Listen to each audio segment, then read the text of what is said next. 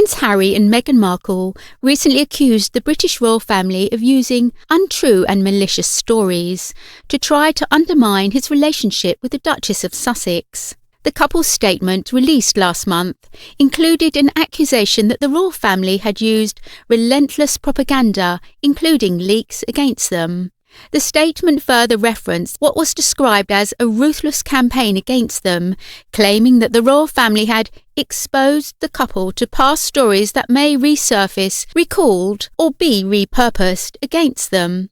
The statement suggested that the royal family had chosen to silence their voices in a calculated way. While many people have been quick to criticise the royal family for this alleged use of leaks, others have argued that Prince Harry himself is just as guilty. The Duke said in a clip from a future appearance on CBS's 60 Minutes that the royal family had planted tales against the Sussexes on purpose, but a keen observer countered that Harry is not opposed to similar tactics himself. In the interview, Anderson Cooper asked the prince why he decided to stand down from his royal responsibilities so publicly, adding, "You said you tried to do this privately." Harry responded, "And every single time I've tried to do it privately, there have been briefings and leakings and plantings of stories against me and my wife. The family motto is never complain, never explain, but it's just a motto. The royal family," he continued, "endlessly complained and gave explanations, but they did so through leaks." However, Twitter user Countess Commonwealth pointed out that the Sussexes had previously contacted journalists to attempt and shape the story surrounding them. The user tweeted, "Remind us again, who went to the press to leak private conversations?" and included a link to a Gayle King interview on CBS's This Morning. Ms. King, a well-known friend of Meghan Markle, claimed to have spoken to the couple after their shocking Oprah appearance in March 2021. She said she had checked in with them to see how they were feeling, and later reported, "It's true, Harry has talked to his brother and he has talked to his father too. The word I was given was that those conversations were not productive, but they are glad that they had at least started a conversation."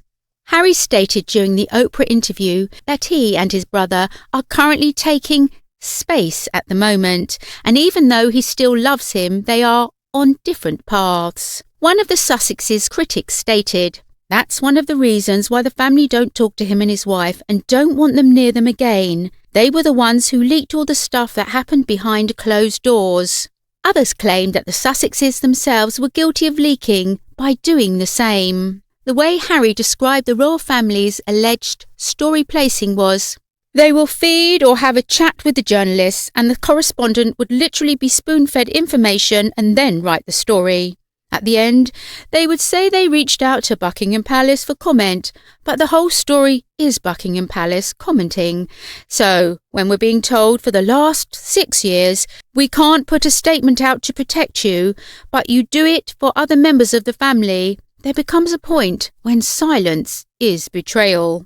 The CBS interview is scheduled to appear on January the 8th, 2 days before the release of Harry's new book, Spare. Publishers have called the memoir a book of raw, unflinching honesty.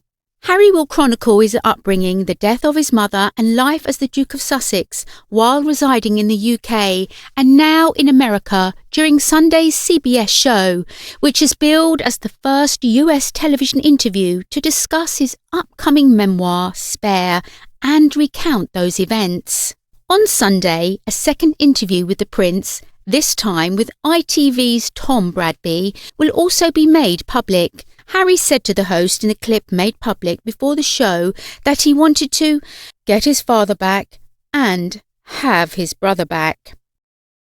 "It didn't have to be this way," the Duke continued, "and he wanted a family, not an institution."